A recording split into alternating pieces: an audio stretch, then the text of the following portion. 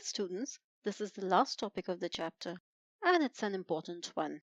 We have learnt the concepts of factors and multiples and we have seen tests of divisibility. Now we will find HCF and LCM and more importantly, why we need them. So let's start. First, let's look at some simple real-life situations.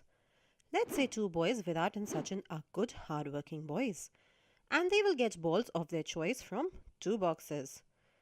Now, box 1 contains one red ball, two yellow balls, and three green balls.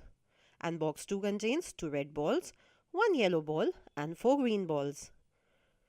But their coach says that both of them should only take equal number of balls and of same color. So can you guys tell me how many maximum balls can they get? Let us see. If they take red balls, then Sachin can get two red balls. But Virat can get only one red ball because box 1 has only one red ball. So if they have to have equal number of balls, Sachin can't take two balls. So in this case, they can only take one ball. Next, if they take yellow, Sachin can take only one yellow ball, and hence Virat also has to take one yellow ball. So again they can have one ball each. But if they take green balls, Virat can take three and Sachin can take four. But they must have equal number. So Sachin cannot have four greens. He can only have three. So this example is to give you an idea that even though there are three colors, players can take only one color, green, which is common to both the boxes. And since they have to take equal number, Sachin can't take four balls. They both have to take three, which is the highest they both have. Virat's box has highest three greens. So this is how we choose common items and also highest in number. This example gives you an idea of highest and common. Later we'll see what a highest common factor is. Let's take another example. Let's say Virat and Sachin have to run along a circular ground. Now Virat is younger than Sachin and he can cover the ground in 8 minutes, whereas Sachin takes 10 minutes to cover the ground. Let's use small dots with V and S to represent them. V for Virat, S for Sachin. If they start together, Virat will reach the starting point in 8 minutes, but Sachin will be a bit behind him. Why? Because he takes longer, 10 minutes, to reach the starting point. And when Sachin reaches the starting point, Virat will be further ahead. Remember, they are players. They can run 8 to 10 rounds without getting tired. Now, my question is, after how much time, how many minutes, will they meet again at the starting point? Let's see. Now, when Virat completes the second round, Sachin is again behind. Now tell me, in how many minutes will Virat complete second round? Yes, you are right. 16 minutes, because he completed one round in 8 minutes. So, 8 plus 8, 16 minutes. Sachin completes two rounds in 10 plus 10, 20 minutes. But in 20 minutes, Virat will be further ahead again, because he has already completed two rounds in 16 minutes only. So, how will they meet? Will they ever meet at the starting point? Because Virat will always be ahead of Sachin. Actually, yes, they will meet when Virat has completed one whole round more than Sachin. See, right now Virat is ahead of Sachin by this much distance. But now complete circle. In another 8 minutes, Virat will complete 3 rounds. Another 8, 4 rounds. Another 8, 5 rounds.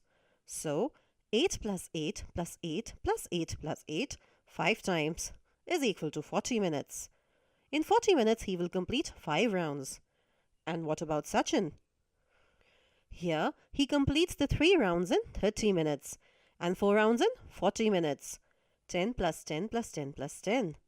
So you see, in 40 minutes, Virat will be one complete round ahead of Sachin. And both will again be at the starting point. And they will meet. So yes, they will meet at the starting point in 40 minutes. But since Virat is faster, he will have completed 5 rounds by then, and Sachin will have completed 4. Will they meet again? Guess what? Yes, they will. In 80 minutes, they will meet again. Virat will complete 10 rounds in 80 minutes, and Sachin 8 rounds. So in 80 minutes, Virat will be 2 complete rounds ahead of Sachin, and they will meet again. So whenever Virat is ahead of Sachin by 1 complete round, or 2 complete rounds, or 3, or any other whole number, they will always meet at the starting point. But when will they meet for the first time? Yes, you are right. When Virat is 1 complete round ahead. That is in 40 minutes. Notice very carefully. Virat completes his rounds in 8, 16, 24, 32, 40 minutes. These are multiples of 8. And Sachin in 10, 20, 30, 40. Multiples of 10. And for the first time they meet in 40 minutes, which is a multiple of both 8 and 10. It is common to both. It is a common multiple. If you write further multiples of 8, 48, 56, 64, 72, 80, and multiples of 10, 50, 60, 70, 80, you can see that 80 is again common. But obviously 80 is more than 40. You can go further and you will see that 120 is again common.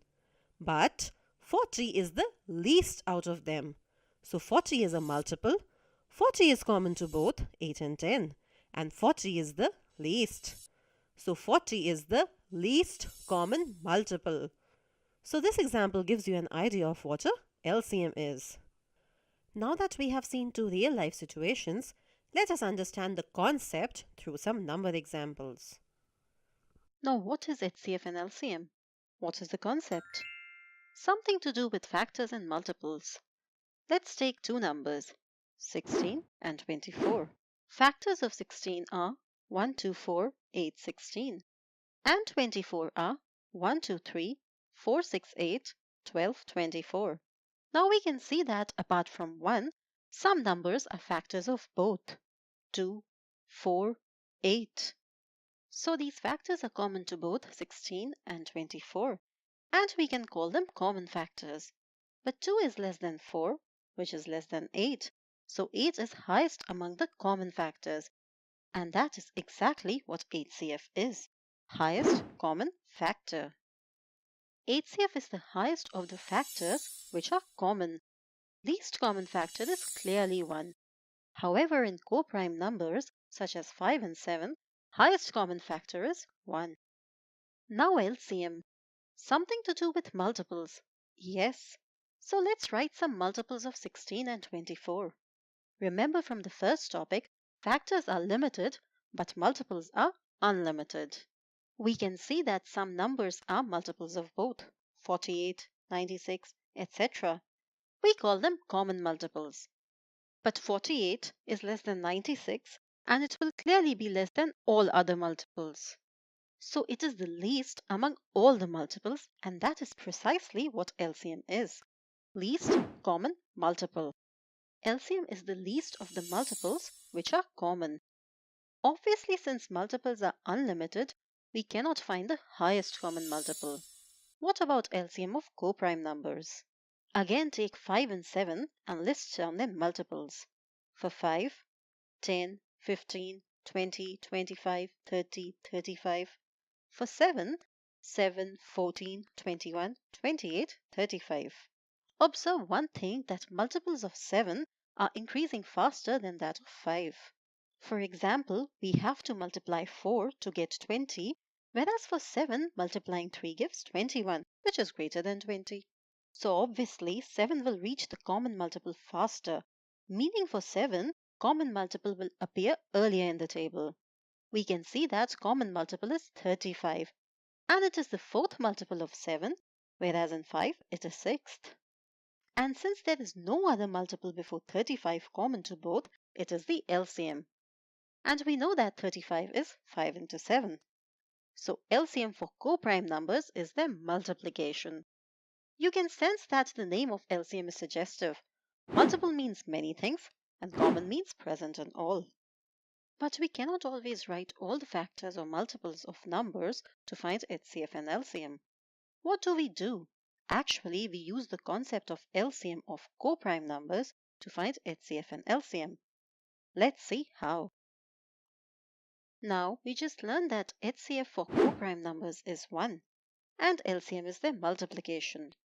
We can use this knowledge to find HCF and LCM of any two numbers. But how? We do this by finding those factors of the numbers which are prime. So first we will see how to find prime factors. Take 24. Now remember from the first topic how we found prime factors by circling and cancelling.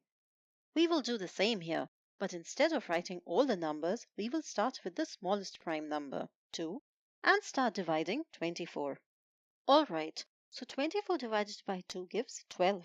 Now 12 can again be divided by 2, giving 6. Again, 3.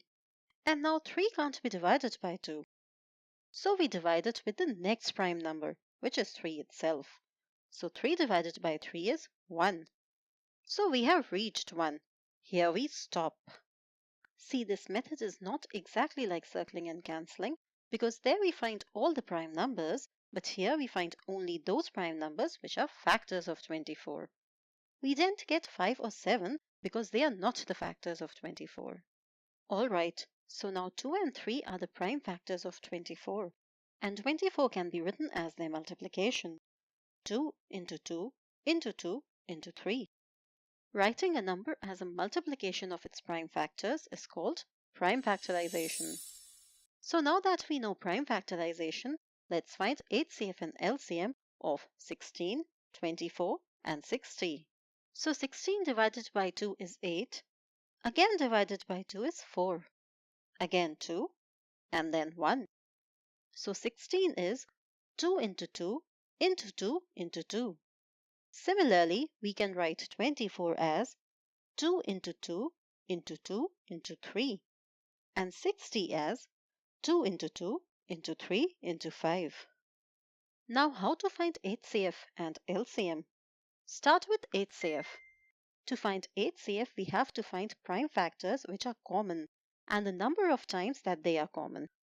So we can see that only 2 is common and it occurs the minimum number of times in 60, only twice. So clearly only that much is common. We take that is 2 into 2, 4, and that's the HCF. We can check and verify by writing the factors of these numbers. So let's write them. We can see that after 4, there is no common factor. So 4 is indeed the highest common factor. Now LCM. In LCM, we take all the prime factors, but how many times?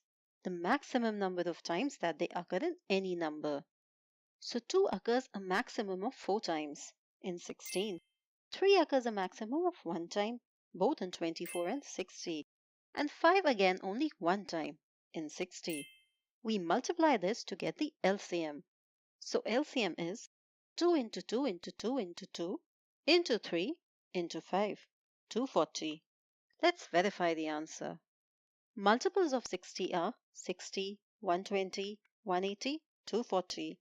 You can verify that neither 120 nor 180 are multiples of 16 and 24.